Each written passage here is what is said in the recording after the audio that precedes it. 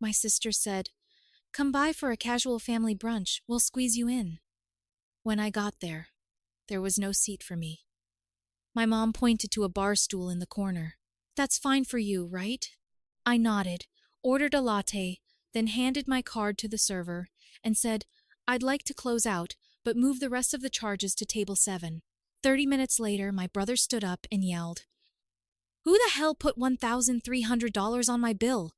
What they really deserve was to be cut off, publicly embarrassed, and tossed out of my life the way they tossed me aside for years. But I never went looking for revenge. I only ever wanted a normal seat at the damn table. That's what makes all of this so satisfying. It wasn't revenge when I walked into that restaurant. It was just a brunch invitation. A stupid, casual brunch Ashley threw out there like she was letting me into her VIP section for a couple hours. Her text had said, "Come by for a casual family brunch. We'll squeeze you in." Squeeze me in. It wasn't lost on me that the rest of them were already permanent fixtures in every family event, while I was treated like a tag-along. I had already decided if things went the way they usually did, I wasn't going to let it slide again. I had no plan. Just an instinct that told me to expect exactly what happened. I arrived 10 minutes early. Should have been early enough to grab a seat or at least help them settle in. But no. The entire family was already seated, like they'd been there an hour. I counted 9 seats around the long table. Plates already on the table, drinks half finished. My parents, Ashley and her husband, Nate and his fiancée, Kevin and his new girlfriend, even Uncle Mark had shown up out of nowhere. 9 people, no room for 10. I stood there for a second, thinking maybe someone would say something. A greeting, a wave, a joke about being late. Nothing.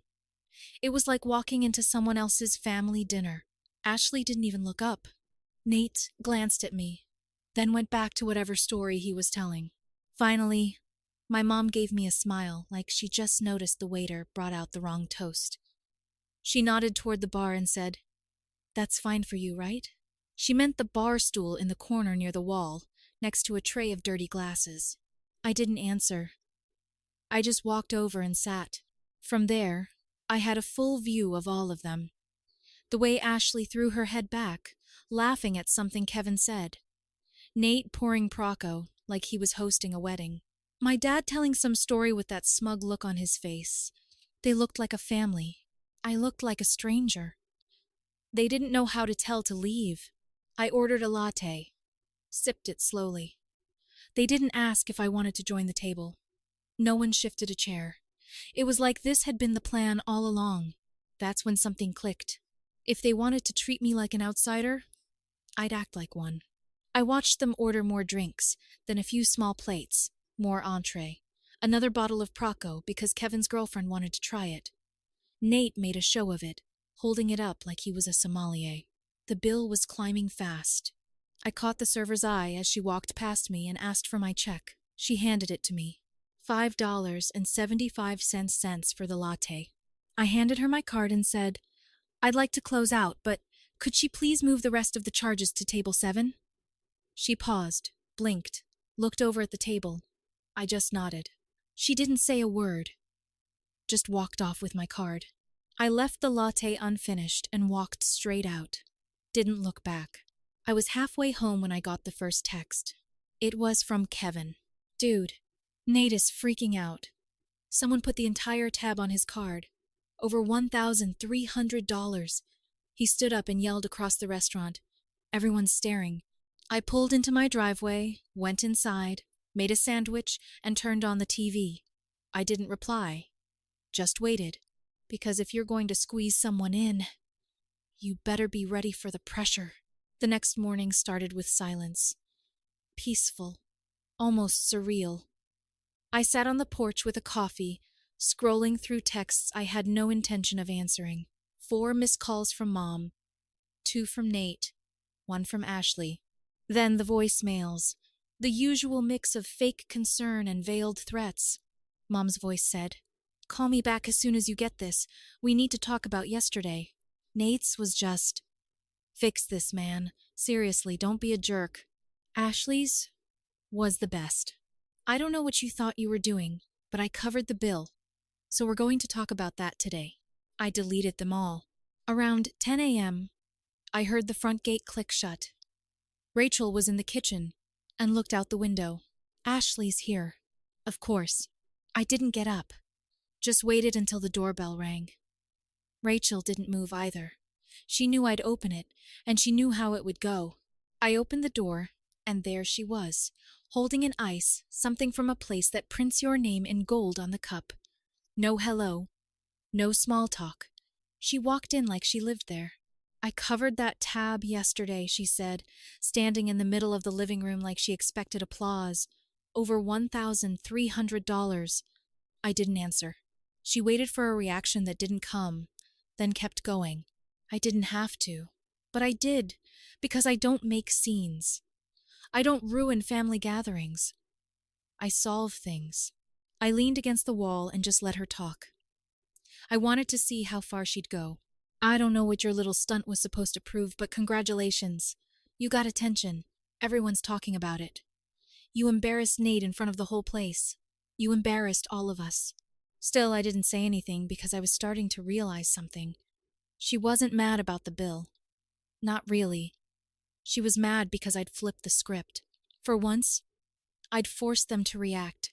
I'd been quiet, polite, always the one to let things go. And now they didn't know what to do with me. You could have said something, she added. Instead, you acted like a spoiled kid. It was selfish. That was the moment I finally looked at her. You think that was selfish? Sitting me on a bar stool in the corner like a stranger at my own family's table? What's that? She shook her head like I just didn't get it. We were full.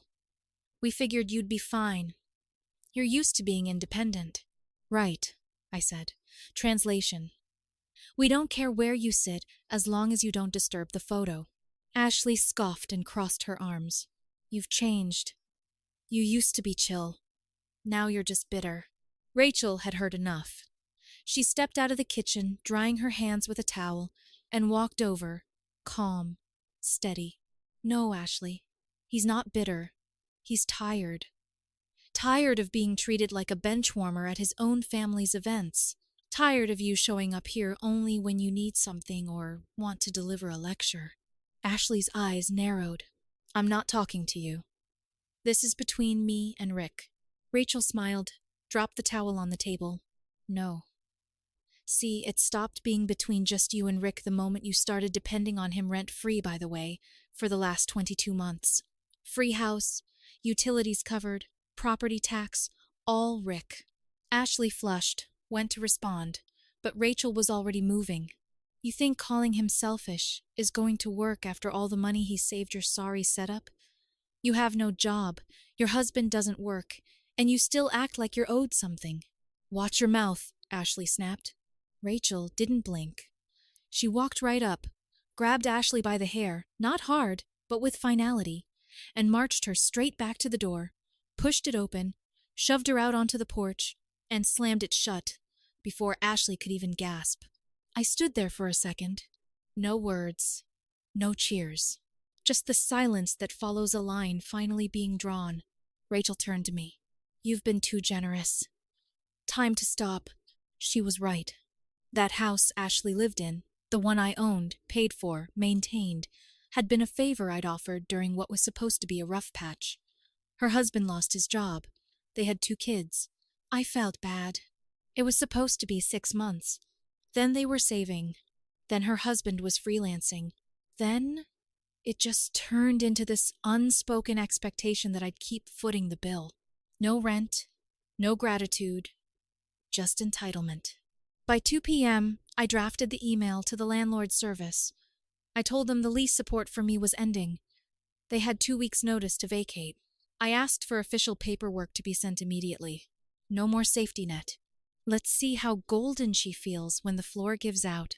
The email went out before dinner. I wrote it like a contract, clean and cold. Sent it to the property manager who handled the house Ashley and her family had been living in. I told them my financial support was ending effective immediately, and the tenants had 2 weeks to vacate. No extensions, no exceptions. I asked for confirmation once the formal notice was delivered. Then I sat back and waited. By the time I closed my laptop, my phone was already vibrating. Ashley called twice, then Nate, then my mom. I let every call go to voicemail. I knew exactly how this would go. Crying, guilt-tripping, twisting it all back on me. Then the text started. Ashley, are you serious right now? You're throwing us out. You think this is okay? Mom. Rick, you need to call me. This is too far. There are kids involved. You can't do this to your sister. Ashley again. Wow, you're really proud of yourself. You look pathetic. You always were jealous of me. That one actually made me smile. Jealous of what? A woman who hasn't worked in 6 years, married to a guy who can't hold a job and hides behind being a consultant while playing video games all day. That night, Rachel and I made dinner and didn't talk about it. We didn't need to. It was the first time in a long while I felt something like peace. The next morning, I woke up to a wall of missed calls. Ashley had tried me 6 times overnight. My mom twice, Nate once. My dad, who hadn't said a word in months, texted, "We don't always agree with your sister, but this is still your family. Don't let this become permanent." I didn't respond. I let it all sit. By noon, Ashley showed up at our house. She didn't come to the door, just stood on the sidewalk with her kids in the car, texting me over and over. "We need to talk. I didn't sleep. Please, let's fix this. Don't punish the kids." Rachel looked out the window, then looked at me. "Don't you dare open that door." I didn't. They stood there for 15 minutes. The text slowed, then stopped. Then they drove away. Over the next week, the desperation came in waves. Ashley sent an emotional email trying to sound reasonable, full of, "I know I've made mistakes, and we just need time." My mom texted me pictures of the kids at the park with a message. "Do this for them." Nate called and left a voicemail pretending to joke, saying, "Bro, this is getting wild. Just talk to her." Yeah, you made your point. None of them got it. I wasn't teaching a lesson. I wasn't trying to get even. I was done being their backup plan. On day 6, Ashley finally called and didn't hang up. I answered. She didn't yell this time. She cried. She told me they didn't have anywhere to go, that she'd been counting on me, that she never imagined I'd do this. I let her talk. When she finally paused, I said, "You've had 2 years. That's 84 weeks longer than we agreed on. This isn't a punishment. This is reality. You're just mad I finally stopped pretending it's not." She was quiet. Then the line went dead. I thought that would be the end of it. But the next morning, I got a call from an unfamiliar number. Her husband's mother. They were coming next. I let the call ring out the first time. I didn't recognize the number, and I already knew the voice on the other end wouldn't be asking how my weekend was. When it rang again 5 minutes later, Rachel glanced at me across the room. "Answer it. Let's see how deep this entitlement goes." So, I did. "Rick," the voice said, polite, but with that slight edge of practiced superiority. "This is Diane, Ashley's mother-in-law." I didn't say anything. "I understand there's been some tension. We just want to talk. This is a family issue, and it's gotten a bit dramatic, don't you think?" I asked her what exactly she thought was dramatic. She laughed lightly. "Well, evicting a woman and her 2 children, your own family, with barely a warning. That's not something I thought I'd see from someone so stable." There it was. The insult wrapped in a compliment. She continued. "They'll be staying with us, of course, temporarily. But I wanted to know if we can revisit the decision. Maybe you help out for another month or 2, and in return we help them transition. Keep things civil." Civil? That word hit a nerve. These were people who had never once invited us to a holiday dinner, never called on birthdays, never acknowledged a single favor I'd done, and now they wanted civility. I told her it was done. There was nothing to revisit. No more favors. Not one more dime. She sighed, and said she hoped I'd come to my senses, then hung up. By the next day, I was getting texts from random numbers, cousins I hadn't spoken to in years, one from a family friend who said, "You should be ashamed, man. Kids are involved." Apparently, Ashley had been busy crafting a story. According to her, I'd blindsided them, thrown them into homelessness, and left her children with nowhere to sleep. Left out the part where she hadn't paid rent in nearly 2 years. Left out the part where her husband had turned down 3 jobs in the last 6 months because they were beneath him. Rachel saw the messages, grabbed my phone, and blocked each one without a word. On the 10th day, something unexpected happened. I came home from work and saw a minivan parked outside our house, Ashley's. At first, I thought she was trying another doorstep stunt, but she wasn't alone. Her husband was inside, standing next to a folded-up crib and a stack of boxes. Ashley was crying on the porch loudly. Not the kind of cry that asks for sympathy, but the kind that's meant to be heard, performed. They weren't there to talk. They were trying to make a scene. Rachel opened the door. "What is this?" Ashley turned around. "You got what you wanted. You ruined everything." Her husband stayed quiet, arms crossed, clearly uncomfortable, but not enough to stop it. The kids were in the car, windows cracked, looking confused. I said nothing. Ashley pointed at the boxes. "This is what happens when family turns on you. We have nowhere. We're leaving town." I nodded. "Good." She stared like she didn't understand the word. "You're not even sorry?" she asked. "I was," I said. "For years. Not anymore." Then Rachel added, "You want a villain? Fine. Just don't come back when your next plan fails." Ashley stood there for a few more seconds waiting for someone to cave. No one did. She got back in the van, slammed the door, and drove off. I thought that was the last of it. But 2 days later, we got a letter. Not an email, not a text. A formal envelope, certified mail. Inside was a typed statement from her husband's parents. They were suing me for emotional damages caused by forced displacement to a family. That's when I realized these people were never just entitled. They were delusional. The letter sat on our kitchen counter for 3 hours before I opened it. Rachel saw it first. Certified envelope. Legal stationery. I recognized the name right away. Diane. Ashley's mother-in-law. Apparently, she and her husband had taken things to the next level. I unfolded the letter slowly, half expecting it to be some ridiculous plea for money dressed up as a legal threat. It was worse. They were threatening to sue for emotional distress, disruption of family stability, and reckless negligence resulting in displacement. It named me specifically, included a list of damages, and even a demand for financial compensation for transitional housing. I actually laughed. I couldn't help it. Rachel didn't. "This is harassment," she said. "You need to end this, not with words, with actions." She was right. So, I made a few calls. By the end of the day, I had retained a lawyer.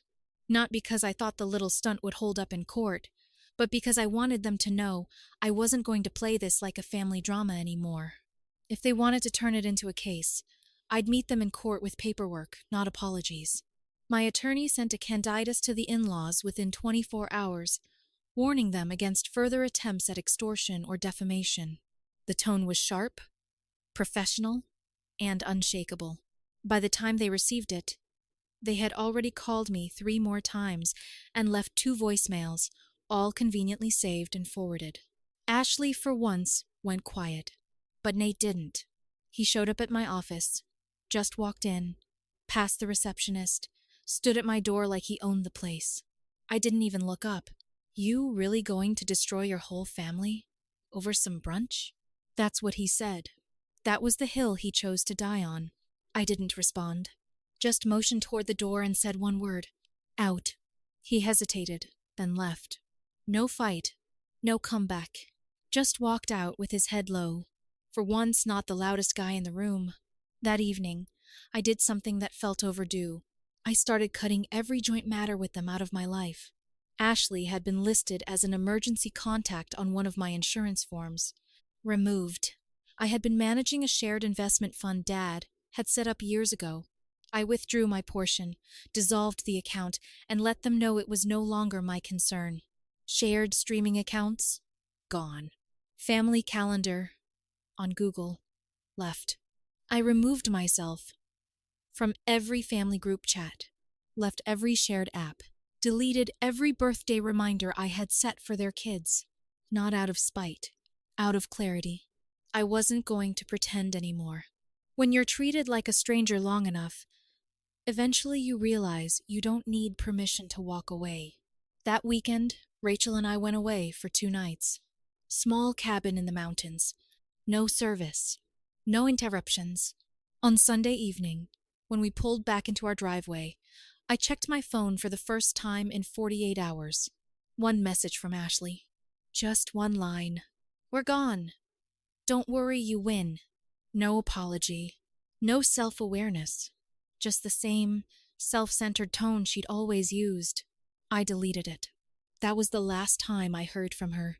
3 weeks of silence. That's all it took for the air to start clearing. No texts. No late-night voicemails dripping with fake regret. No sudden knocks at the door. It was like someone had finally unplugged the speaker that had been blaring chaos in the background of my life for years. And for the first time in as long as I could remember, there wasn't a single person trying to guilt me, manipulate me, or remind me that I owed them something simply because we shared blood. It wasn't just peace. It was weightlessness. Rachel noticed it before I did. She started singing again while making dinner, painting at night. We made coffee slowly in the mornings, took walks without checking our phones, slept through the night without either of us waking up from anxiety dreams. The tension that had made a hole in my spine for years, gone. Then, early one Monday morning, I got a call from the property manager who'd helped issue the eviction notice. She said, "They're out. Quiet. On time. Nothing left behind but a few broken blinds. They had packed up and left without another word. No final tantrum. No last-ditch emotional manipulation. Not even a passive-aggressive note. Just vanished." I drove over that afternoon. The place looked almost untouched. A little dusty. A few picture hooks still in the wall, but no damage. No sabotage. Honestly, it was disappointing. I expected some kind of mess. Some statement. But that would have required effort. Something they only ever gave when it benefited them. The next weekend, Rachel came with me, and we walked through the house one last time. I remembered standing in that very living room when I gave Ashley the keys 2 years earlier. She had cried, told me I was saving their lives, called me the most generous person she'd ever known. It took her exactly 3 months to start treating that generosity like an obligation. We listed the house as is. No renovations, no cleanup crew, just a straight sale. It was under contract in less than 10 days. I never even told Ashley. She probably still thought I was holding it for her. We used some of the money to take a proper break. A cabin in Maine, perched on a cliff over the ocean. No service. No inbox. No one asking for anything. Rachel slept until noon. I cooked. We didn't speak much about what had happened. There wasn't anything left to say. When we came back, I started going through old files, insurance papers, bank accounts, shared utilities, and removed every tie. Ashley had been listed as an emergency contact on 3 different documents. I replaced her with Rachel. I deleted the shared family calendar, left the group chats, disconnected from every digital reminder of the people who had never truly shown up for me. Then I did one final thing. I took the old family photo off the stairwell wall, the one from a Christmas 10 years ago where we all wore fake smiles and matching sweaters, and put it in a box in the attic. Not out of spite, just because it didn't feel like it belonged anymore. December came. No Christmas card from Ashley. No invitation from Mom. No group text organizing the annual brunch I was always awkwardly invited to at the last second. Just quiet. Clean, uninterrupted quiet. And in that silence, I found something better than closure. I found space, room to build a life where being family wasn't a free pass to take advantage of me. Room to stop bending, just to be accepted. Room to be happy without waiting for their approval. I used to think walking away from family meant failure. Now I know it was the smartest thing I ever did.